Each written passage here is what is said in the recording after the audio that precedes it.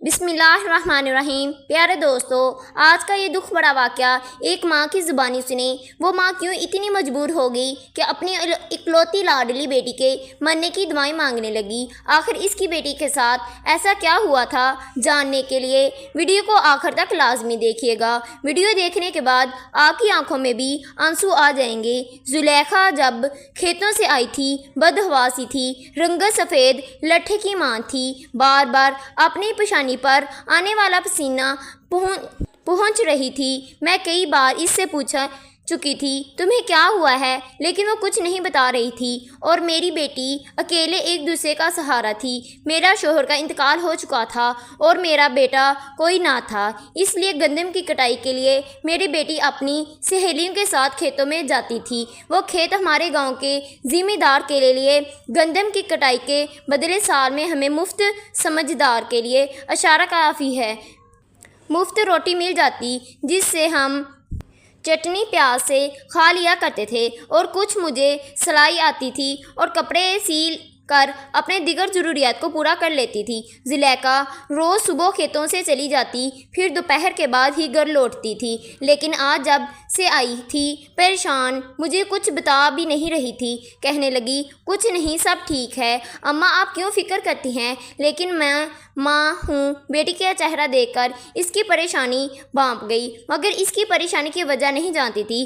اصل پریشانی تو مجھے اس وقت ہوئی جب زلیخا نے اگلے روز کھیتوں جانے سے انکار کر دیا۔ کہنے لگی اماں، آج کے بعد میں کھیتوں میں نہیں جاؤں گی۔ میں نے کہا یہ کیا کہہ رہی ہو؟ اگر تم کام پر نہ گئی تو گھر کیسے چلے گا؟ میری بات پر وہ خاموش سی ہو گئی، لیکن اس کے چہرے سے الگ لگ رہا تھا کہ وہ مجھ سے کچھ نہ کچھ چھپا رہی ہے۔ میں زلیخا کے پاس جا کر بیٹھ گئی۔ میں نے کہا مجھے سچ سچ بتا، کیا بات ہے؟ میری بات پر وہ نظریں چرانے لگی۔ جب میں کھیتوں میں گندم کاٹ رہی تھی تو میں وہاں گاؤں کے چودھری کا بیٹا آ گیا۔ میری بیٹی دیکھنے میں خوبصورت تھی۔ وہ اس کے پاس آ کر کہنے لگا تم دوسری جانب چل کر وہاں سے گندم کاٹو، میرے ساتھ آؤ، میں تمہیں بتاتا ہوں تم گندم کہاں سے کاٹنی ہے۔ وہ میری بیٹی کو باقی لڑکیوں سے دور لے کر سنسان سے حصے میں لے گیا، اس کے ساتھ بدتمیزی کرنے لگا۔ میری بیٹی غصے میں آ گئی، اس نے شخص کے منہ پر تھپڑ مارا اور اسے دھکا دے کر چلی آئی۔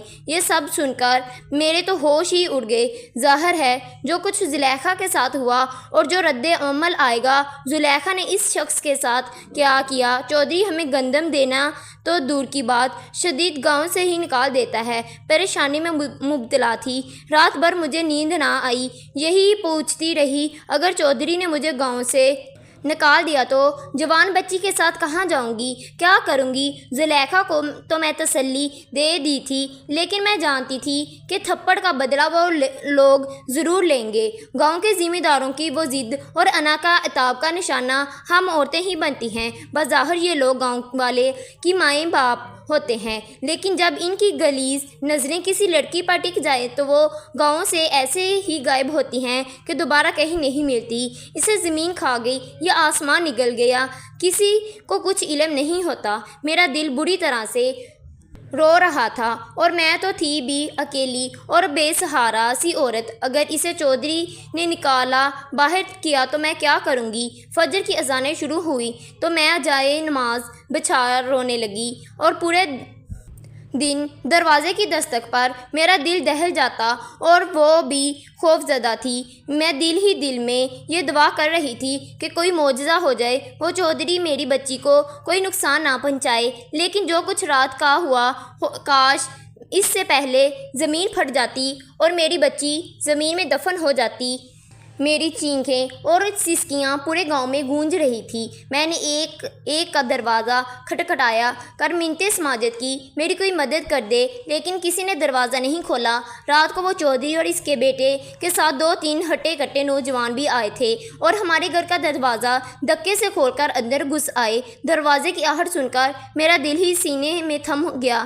زلیخا بھی گھبرا کر اٹھ گئی اور بیٹھی۔ میں نے اس سے کہا کہ وہ کمرے سے باہر نہ نکلے۔ میں دھڑکتے دل کے ساتھ باہر نکلی۔ سامنے چودھری اور اس کے بیٹے کے ساتھ 2 اور لوگوں کو دیکھ کر میری تو جان لبوں پر آ گئی۔ چودھری تو غصے سے لال پیلا ہو رہا تھا۔ کہنے لگا بلا اپنی بیٹی کو باہر، اس کی اتنی ہمت! میرے بیٹے کے منہ پر تھپڑ مار کر اسے وہاں سے آج میں حشر کروں گا۔ اپنے ہاتھ اس چودھری کے سامنے جوڑ دیے، ان کے پیروں میں بیٹھ گئی۔ میں نے کہا خدا کے لیے میری بیٹی کو معاف کر دو، اس سے غلطی ہو گئی، میں آپ لوگوں سے معافی مانگتی ہوں۔ لیکن اس چودھری نے مجھے اپنے پاؤں سے بری زور کو ٹھوکر مار دی اور اپنے گارڈ کو کہنے لگا جا اس لڑکی کو باہر لے کر آ۔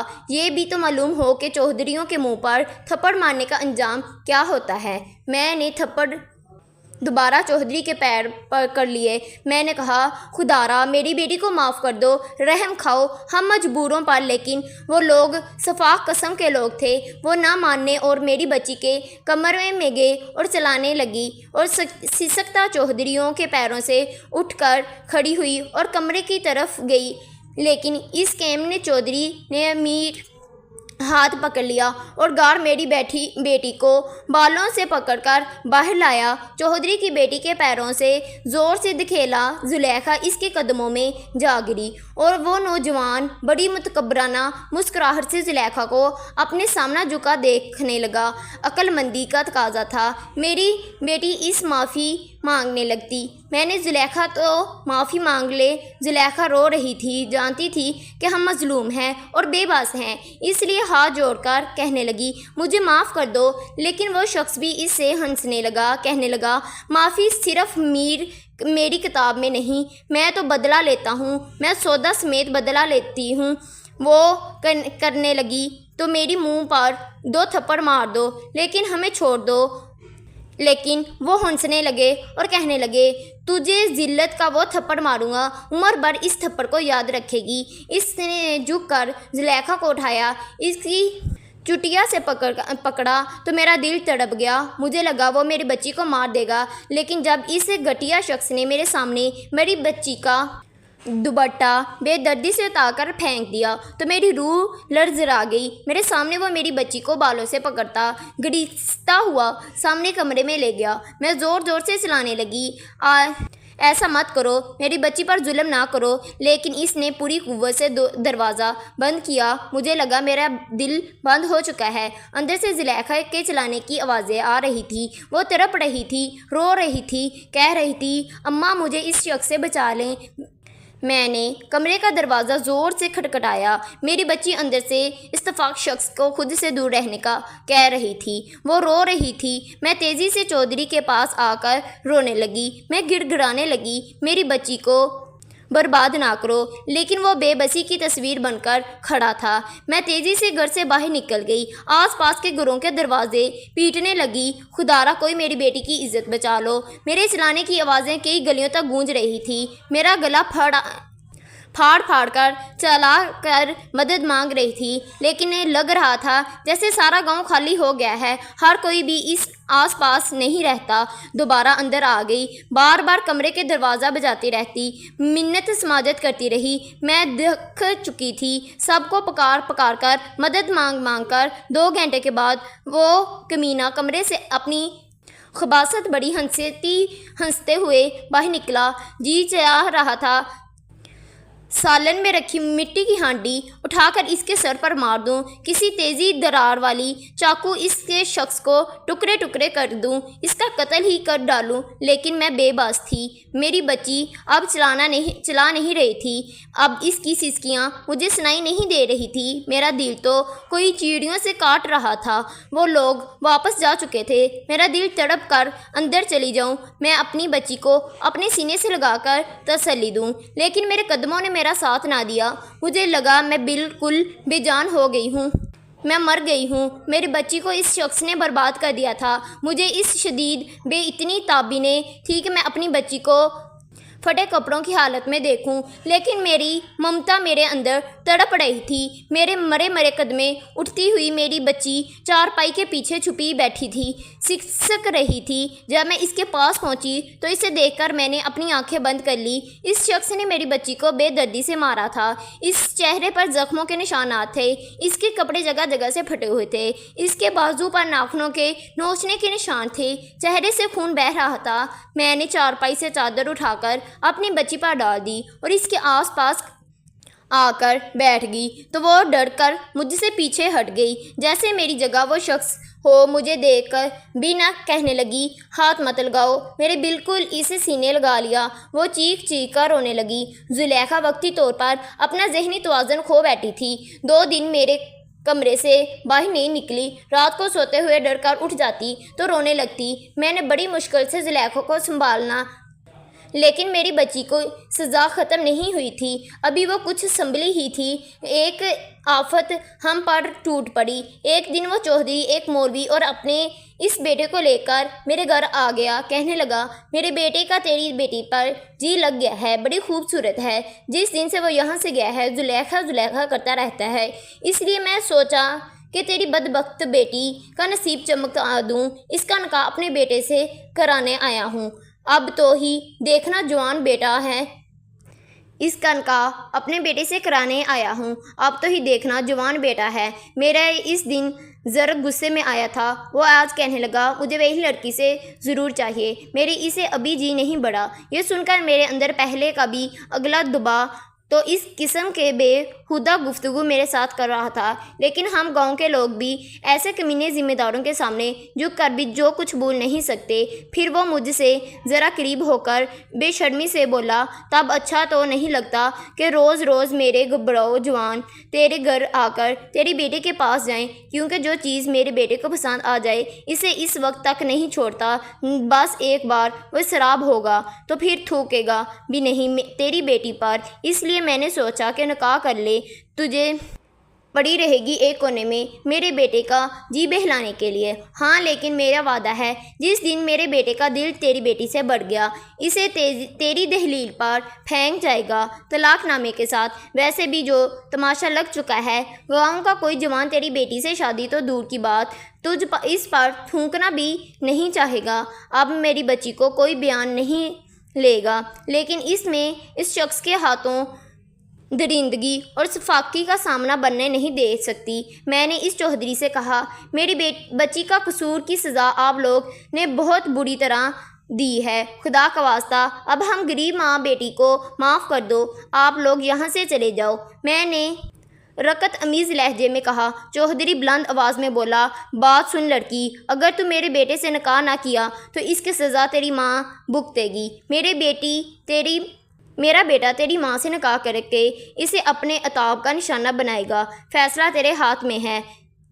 گھٹیا پن کی انتہا تھی۔ ان لوگوں نے شرم و غیرت بیچ کھائی تھی۔ زلیخا نے یہ سنتے ہی باہر آ گئی، کہنے لگی میری ماں کو اس عمر میں تو ذلیل نہ کرو، مجھے اس نکاح پر کوئی اعتراض نہیں ہے، لیکن ایسے لوگوں کے دل مردہ ہو چکے تھے، انہیں کسی کے آنسو نظر نہیں آ رہے تھے۔ میرا گھر ویران سا ہو چکا تھا، موت جیسی خاموشی تھی، آنکھوں کے سامنے میری بیٹی رخصت ہو جا چکی تھی اور میں بے جان بے بت بیٹھی تھی۔ میری عزت اور سفید بالوں کا پاس میری بیٹی نے ان ظالموں کی پیٹھ چیٹ دیا تھا۔ مجھے وہ یاد آ رہا تھا جب وہ چھوٹی سی تھی، میرے صحن میں کھیل رہی تھی۔ اس کے بچپن کی یادیں مجھے ستانے لگی، کیسے میری بچی پرندوں کے پیچھے بھاگتی تھی، ہر وقت مسکراتے کھلکھلاتی رہتی تھی، میری آنکھوں پر محبت سے ہاتھ رکھ دیتی۔ میری آنکھیں کل کائنات تھی میرے، جو اب ان چودھریوں کے ظلموں کا نشانہ بن گئی تھی۔ 1 مہینہ گزر گیا، میرا دل بڑی بے تابی سے مچل رہا تھا، کیسے میں اپنی بیٹی کو دیکھوں، کیسے اس کی خبر لوں، تو آنسوؤں سے تھمے تھے۔ ہر رات میرے کرب میں گزرتی تھی، مجھے لگتا تھا وہ کمینہ چودھری کا بیٹا میری بچی کے ساتھ نہ جانے کیا صفاقی کر رہا ہوگا۔ پھر میں ایک ترکیب لڑائی، میں نے ایک ملازمہ بن کر ان کے گھر گئی، اس کے گھر مانگنے چلی گئی۔ ذمہ دار کی حویلی میں ہر ملازمہ گھونگھٹ نکالے رکھتی تھی، مجھے ان کے گھر کا بھی مل گیا تھا۔ اس حویلی میں ہر کمرے میں صفائی کرنے کے بہانے اپنی زلیخا کو ڈھونڈنے کی کوشش کرتی تھی، لیکن نہ جانے ان ظالموں نے اسے کہاں چھپا رکھا تھا۔ وہ حویلی میں کہیں نہیں تھی۔ میرا دل اندر ہی اندر سے گھٹ رہا تھا، کہیں میری بچی کو جان سے تو نہیں مار ڈالا۔ یہ سوچے ہی میرے لیے بہت عجیب تھی۔ رات کو میں کوارٹر میں سو رہی تھی، میرے برابر ایک اور ملازمہ سوئی ہوئی تھی جو کہ جن کے کام پر ماحول تھی۔ وہ کوارٹر حویلی کی پچھلی جانب بنی ہوئی تھی۔ مجھے چیخیں چلانے کی آوازیں آئیں، شور سنا، مجھے واپس جانے دو، میری زلیخا کی آواز تھی۔ میرا تو کلیجہ कलेजा मुंह को आने लगा। मैं झट से खुद से हलफ उतारा तो वो मेरे बराबर वाली लेटी हुई औरत उठकर बैठ गई। मेरी तो ममता अब अपनी बच्ची की आवाज़ सुनकर तड़प गई, लेकिन इस औरत के सामने मुझे अपनी बेकरारी छुपानी पड़ी। वो मुझसे कहने लगी, सो जाओ, ये तो रोज़ाना का तमाशा है। ये जालिमों के हाथों रोज़ लड़कियाँ रात को यूं ही चलाकर इनकी सफाकी के सामने हाथ जोड़ती हैं, मिन्नत समाजत करती हैं, मगर कहाँ रहम आता है इन्हें। हम तो रोज़ सुनते हैं तू नहीं आई है इसलिए तेरी नींद से आँख खुल गई है, हम तो आदी हो गए हैं, कह कर वो करवट बदल कर सो गई। लेकिन मुझे कहाँ नींद आती। मेरी बच्ची रो रही थी, कह रही थी मुझे जान से मार दो, मुझ पर ये एहसान कर दो, मुझे मार डाल। मेरा दिल था फटा जा रहा था। वो औरत अब गहरी नींद में जा चुकी थी। मैं उठकर क्वार्टर से बाहर आ गई। मुझे हवेली की पिछली जानब से आवाज़ें आ रही थी। हवेली के पीछे जब मैं गई तो वहाँ एक कमरा बना था, लेकिन वो अंदर से लॉक था। मेरी बेटी की आवाज़ें आ रही थी। वो शख्स इसके पास बेबसी से हंस रहा था। कहने लगा, तुझे तो मैं पल पल की मौत दूंगा, ऐसी आसान मौत नहीं लड़की को दूंगा जिसने मुझे पर हाथ उठाने की हिम्मत की। आज तो मैं तेरा हाथ भी जला दूंगा। मैं बाहर खड़ी ये सब सुन रही थी। मेरा दिल मिट्टी में बूझ चुका था। मेरी बच्ची के बल बुलाने की आवाज़ें आने लगी, फिर वो चलाने लगी। शदीद इस शख्स ने मेरी बच्ची का हाथ चला दिया था। कैसी बेबसी थी ये, कैसी अजियत थी। मैं वापस अपने क्वार्टर में आ गई। जुलेखा भी रो रही थी, तड़प रही थी। तहज्जुद की अज़ानें होने लगी। मैं तहज्जुद की नमाज़ पढ़ने लगी और नमाज़ पढ़ते हुए मेरे आंसू बेदर्दी से बहने लगे। मैंने दुआ की कि हाथ उठाए, ऐ अल्लाह मेरी बच्ची अपने पास बुला ले। मुझे इतनी तकलीफ़ नहीं होगी जितनी अपनी बच्ची को पल पल अजियत में देखकर होती है। शायद मैं पहली माँ थी जो अपनी बच्ची के लिए दुआ कर रही थी। इसके चीखों पुकार मुझसे सुनी नहीं जा रही थी। अगले रोज़ जब मुलाजमा खाना लेकर पीछे तय खाने की जानब जाने लगी तो मैंने इसे कहा कि तुम ये खाना मुझे दे दो, मैं देहाती हूँ। वो कहने लगी, ये मेरी जिम्मेदारी है, मैं बेबस हूँ। बस इसे देखने लगी। मुझ पर नरम देखकर कहने लगी, क्या बात है, तुम रो क्यों रही हो। मैंने इसे मुख्तसर सी सारी बात बता दी। वो कहने लगी, ऐसा करो मेरे साथ चलो, मैं तुम्हें तुम्हारी बेटी से मिलवा देती हूँ। इसके साथ चली गई। जब मैं इसे तय खाने में दाखिल हुई मेरी रूह फना हो गई। मेरी बच्ची जंजीरों में बांधी हुई थी, बाल बिखरे हुए थे, चेहरा आधा जैसे जला हुआ था, पाँव पर जख्म थे, छाले का जख्म था। सब देखकर मैं तड़प गई। इसके गले के लगकर रोने लगी, लेकिन वो मुझे अजनबियों की तरह देख रही थी। मुझे खुद से पीछे दिखेलकर खौफ से पीछे हट गई। कहने लगी, कौन हो तुम, देखो मेरे आसपास मत आओ, मुझसे दूर रहो। बच्चे नीम पागल हो चुकी थी। इस हालत देखकर मेरा दिल फटने लगा। मैंने इसे कहा, मैं तुम्हारी माँ हूँ, लेकिन वो कहने लगी, मेरा कोई नहीं है, जाओ यहाँ से। रोते हुए वहाँ से बाहर निकली। 2-3 दिन मुझे यूं जुलेखा के चीखने चलाने की आवाज़ें आती रहीं, लेकिन तीसरे दिन के बाद एक चुप सी छा गई। अगले रोज़ जब खबर मुझे सुनने को मिली, मुझे बेजान सी हो गई। मेरे रब ने मेरी दुआ सुन ली थी। मेरी बच्ची की अजियत ख़त्म हो गई थी, वो मर गई थी। चाह कर भी मेरी पत्थर आंखों से आंसू नहीं निकल रहे थे। वो मुलाजमा से वाक़फ़ थी, मुझे कमरे में ले गई। कहने लगी, तुम्हारी बेटी मर गई है, लेकिन यहाँ किसी को नहीं पता। इसकी माँ हूँ, इसलिए मैंने तुम्हें यहाँ लेकर आई हूँ।